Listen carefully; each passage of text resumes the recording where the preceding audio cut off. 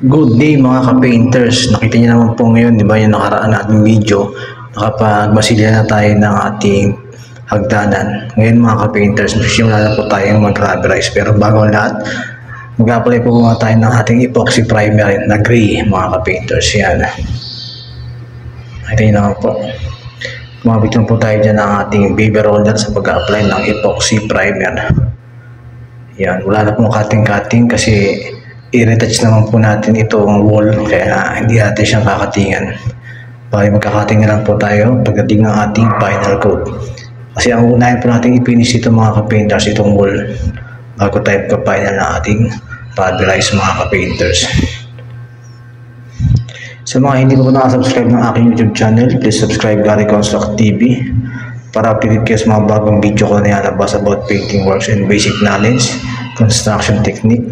And please follow my FB page Gary Construct Painters and FB account Gary Construct Painters po mga ka-painters. Sa mga nais po magpagawa, pwede niyo po ako i-message directly sa aking messenger na Gary Construct Painters. Yan po mga ka-painters. Kasalukuyan po tayong nag-apply ng ating epoxy primer.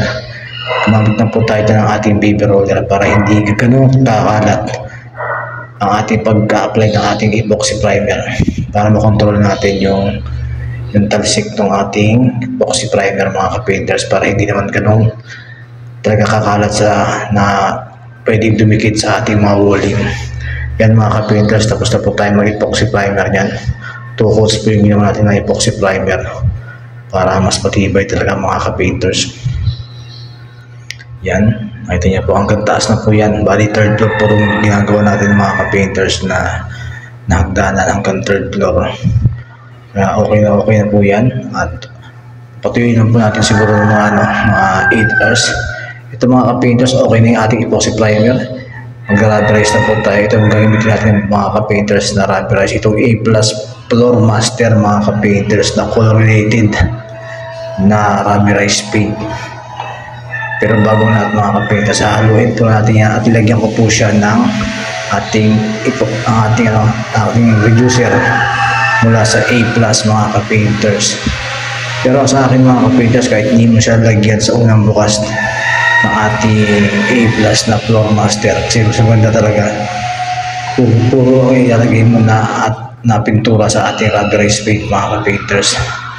Bago tayo magsimula, siyempre kakatingin na po natin yan kasi na-finish na po natin yung wall, kaya magkakating na po tayo ng ating final coat na rubberize paint mga ka-painters, para okay na okay po at hindi na po tayo mahirapan sa pagpapahid at pag-apply ng ating rubberize. Tuloy-tuloy na po kasi meron na siyang cutting. Yan, ganyan po ang diskarte mga ka-painters. So unahin natin ang pagka-cutting bago tayo papagulong ng ating rubberize paint mga ka-painters.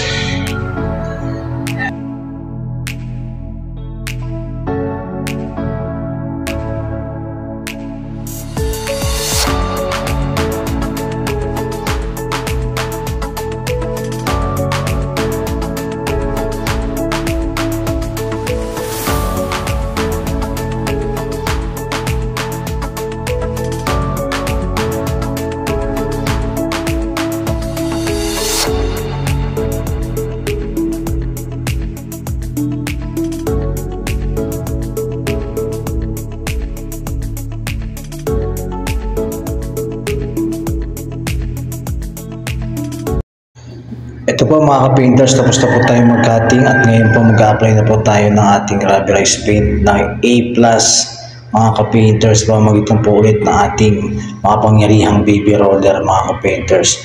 Sa mga basher dyan at nagsasabi bakit baby roller yung ginagamit ko mga ka-painters, kasi mga ka-painters, ang rason ko bakit baby roller ang ginagamit ko, ayoko kasi yung makalat.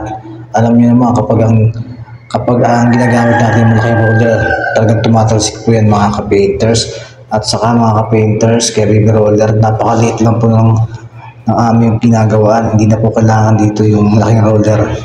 Okay na po yung ganito, yung baby roller po yung gagamitin natin, para wala masyadong kalat at wala masyadong tayong lilinisin ng mga wall. Kasi sabi ko nga, na-finish na namin itong mga wall, kaya iniingatan din namin matalsikan.